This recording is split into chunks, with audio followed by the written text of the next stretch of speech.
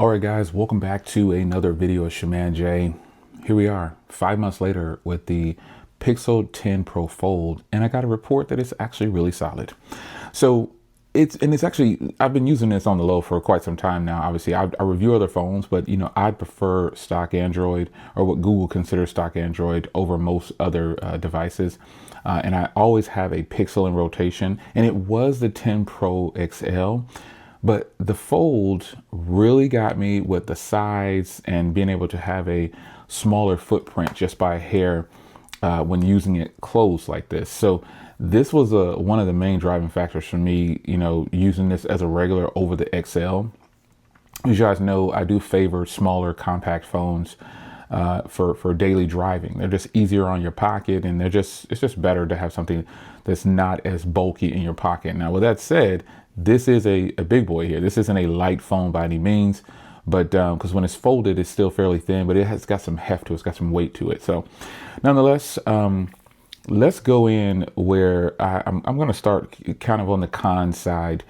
And it's very obvious what the first con would be, and it would be the price. That was my driving factor for not getting this phone initially, was the price. $1,800 with 256 gigs of storage. I just think that's silly at this point.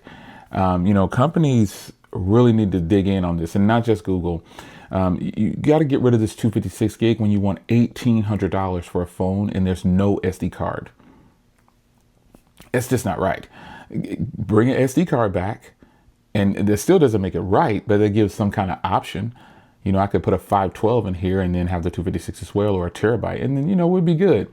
But I understand why some companies move away from SD card slots, because the read-write speeds are not going to be like it's going to be on the device itself. But 256 gigs for $1,800, huge con.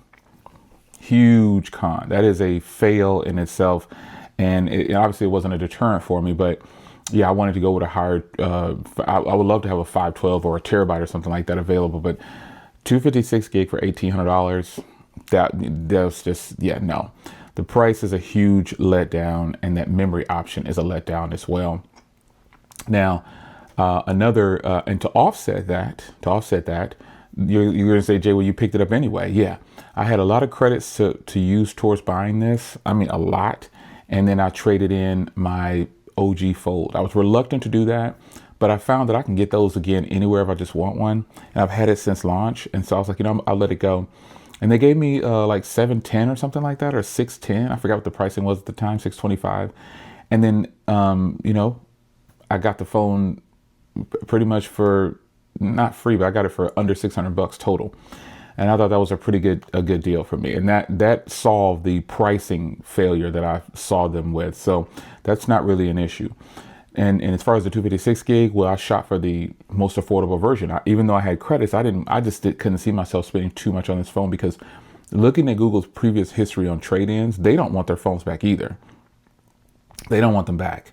And then when you go to somewhere like Best Buy, the trade-ins are just ridiculous. They'll offer like $100, or they were offering like $55 for their original Fold, I think, at the time. I was like, what?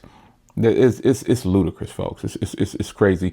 So I went on ahead and got up off of that OG Fold while I feel like it was the right timing for it, because it's all about timing.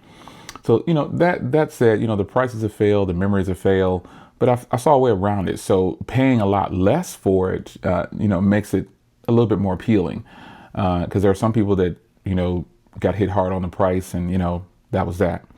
So another area that I dislike about this phone, I'm not going to say dislike, because I like it. It just doesn't compare when being compared to other phones in this same category. Like, I compare my OnePlus Open, this phone's cameras far exceed the phone in my left hand here. This Pixel Fold, they can't touch the cameras on the OnePlus Open. And the OnePlus Open is how many years now? And I still love this phone. So, that's a hard pill to swallow, knowing that, I'm paying all this money and I'm not really getting stellar video cameras. Even some of the still shots on the OnePlus Open, I like them better than the Pixel. But to me, in the end, the Pixel is still kind of that top dog. Even this foldable phone takes stellar It takes better photos than a lot of slabs for like portraits and just regular shots. And so that's the trade-off there. I may not have the best video, and the portrait video or blur video, they call it, is still only at 1080p. And even if it's at 1080p, because this phone is still at 1080p and portrait video, but it far exceeds this phone. So I guess it doesn't matter if it's 1080p. It's just the fact that, again, this pricing, it's going to roll back to that. You want to feel like you're spending premium dollars. You want to get a premium product. Yeah, that's another thing that I was a little disappointed with. The video is not as good as some other phones in the same category. And it's not bad either. You only really notice when you start to compare it next to other phones in the same league. So let's see here. Price I didn't like too much. Memory I don't like too much. Video cameras I don't like too much. After that, folks, I think that's it. The software on this thing is by far one of my favorites. I really love the Google experience, and I really like how they put this software together. Some people say it's boring. I say that, there's something for everybody. And it's so simple, but so nice, and it's just ready. I don't need to overcomplicate things. I like something that's very simple and just works. And that is what the Google software does. It just works, and it works very well at that. So I really can appreciate what Google has done with this software. It is just great. It may not have a lot of the kinks and quirks or excuse me, all the little perks that some other softwares have, like a lot of customizations, but Google does pixel drops and they add new things all the time. But the Pixel devices have mastered the art of call screening and just the voice assistant. Gemini is off the charts. I use Gemini on every phone, even my iPhones, because it's just better. I don't use ChatGPT. I use Gemini, and for some kind of voice or AI assistant, I think Gemini is the best. And it integrates so well. Google has done just a great job with the entire package of the software suite for the Pixel lineup. And some people like it, some people don't, but it's personal preference. So yeah, I love it a lot. And it's very stable for me. While it doesn't get updates first anymore, you would think this is the gold standard, that it would be rolling out to Pixel phones first. That doesn't happen. My Samsung phones beat my Pixel phones almost all the time when it comes to software updates. Yeah, it's kind of strange. And then it'll come in, but most of the time it's after Samsung. So in OnePlus, they're like at the back of the barrel. They don't update very quickly at all. So, and the next thing I think that is very obvious for me, it's going to be, I keep opening it up and closing it, it's the screen. These screen on this phone is absolutely great. Yes, when you're watching videos in full screen on the inner display, you do have these bars. You can zoom, but I'll admit that's another trade-off where it's kind of a con versus a pro. It's not the best looking. Depending on if the video is shot in the aspect ratio that fills the screen, which you guys know I love to do that, with the fold devices, then it's perfect. But when it's not, most people aren't shooting in that orientation. So that's why I started doing it. I don't see really anybody doing that, and I'm not looking. There may be people doing it, but I did it on a regular, and I typically would be doing it now, but I just have some other things going on, so that's why I'm not doing it. But nonetheless, this screen is beautiful. Now you can actually watch videos in this orientation as well, because you get a very large screen on the exterior here, your main screen here, for like, you're going to always be looking at this screen. It's beautiful, and content plays on it extraordinarily well. So it seems like with everything that I have just about some kind of con for, there's a pro that outweighs it in the end. And I think both of these screens are very beautiful, and they do very well for daily consumption, for media, emailing, texting, especially when you open it up. This is just the way I use this predominantly. I have large hands, and so I'm going to be using it open because I can hold it with one hand, but I'm not doing that just to leave it open to leave it open. I'm using it for emails and texts. It's more comfortable this way. While the outer display is more reminiscent of a regular slab phone, being like a 6.3 inch, it's more narrow or more wider than the narrow phones that Samsung offers.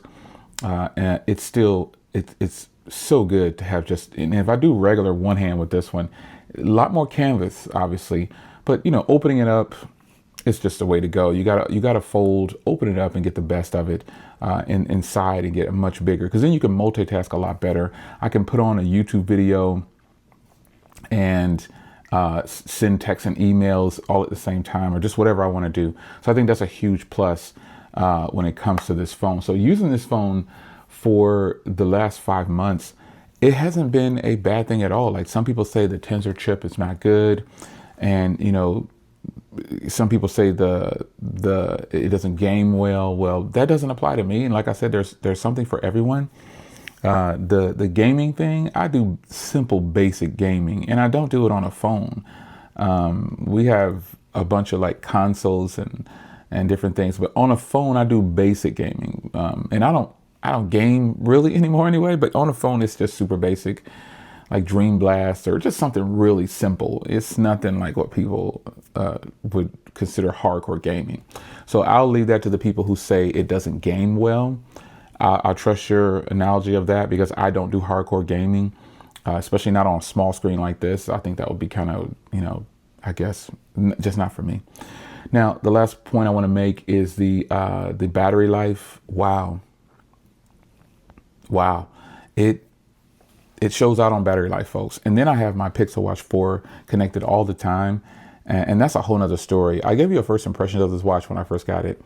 When I first decided to show it to you, because it sat for like 3 weeks before me even reviewing it or even opening the box, because I was using my Pixel Watch 3. I have all the Pixel Watches, so I just didn't feel the need to. I got it knowing that I was going to use it at some point, but once I got this phone right here, I thought, I really need to hammer on and sync it with this phone, since I'm going to be going forward with this one.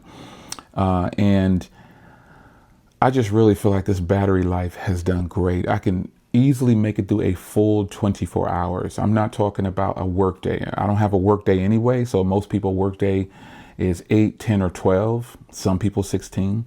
But for me, being able to go through a full 24-hour cycle and then have about 5.5 to 6.5 hours of screen on time, that's good enough for me. And again, things always roll back for me to price. With the price that I got the phone at, it does make me feel better about the purchase. Let's just be honest about it. When you get a good trade-in deal, or you get your Samsung phone, they give you $1,000 for a phone you've had a year that you paid $1,400 for, you feel good about that. You feel like, oh, I got a really good deal, and I got the new. And so with this phone, that's kind of how I feel about it. When I see things that I don't like about the phone, I can just roll it back to the price and say, well, but you did get it at a lesser price. And that helps kind of comfort, because in reality, it's still an $1,800 phone. And I don't think it's worth $1,800 for sure. There's no way that I think this is worth $1,800. I think phones, when you get past $400, you really got to start justifying why you're doing this.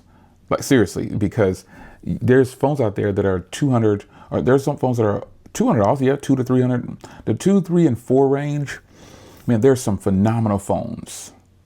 They're just good. Phones are good now. And there's hardly any bad phones. Like there's no just, oh, this is trash. That just really doesn't exist anymore. So you just have to ask yourself, when you're spending this kind of money, are you really willing to do it? And if you do it, you better be trying to get a great deal, because if you don't, and you end up financing it on your monthly plan or whatever, that hurts. That hurts a lot. It'll hurt you. And then you end up having to stay with this phone, and then it's already a depreciating asset anyway, so it's not going to be worth what you paid for it 2 days later. This is not how it works. So anyway, the Pixel 10 Pro Fold is a great daily driver, coupled with the Apple Watch. My Apple Watch over here. I'm looking at for reference, I'm recording with the iPhone 17 Pro, and that's why I said Apple Watch. So I looked at my Apple Watch right here. You guys wondering why I always wear two of watches, is because I carry 2 phones. So shout out to 2 phones. I ain't holler at him in a little while. But yeah, man, I really enjoy the Pixel 10 Pro Fold. So much that I choose it over my Pixel 10 Pro XL, and gonna sell the Pixel 10 Pro XL because I just don't use it. This phone has really hammered in. It's dialed in with my day-to-day use perfectly. And then again, you know, like I said, I'm typically not the bigger, taller phone type person. I use them all the time, but to daily it, I'm pretty much dailying two small phones. Well, they're still huge, but 6.3-inch screens are pretty big. But in the end, yeah, you know, you determine what you think is going to fit your lifestyle. And the Pixel 10 Pro XL, the entire Pixel lineup is great, but everybody's going to have a preference. And of the lineup, I choose the Fold. It's your man Jay. Hope you guys enjoyed. How do you like your Pixel 10 Pro Fold? I'll see you in the next video. Take care.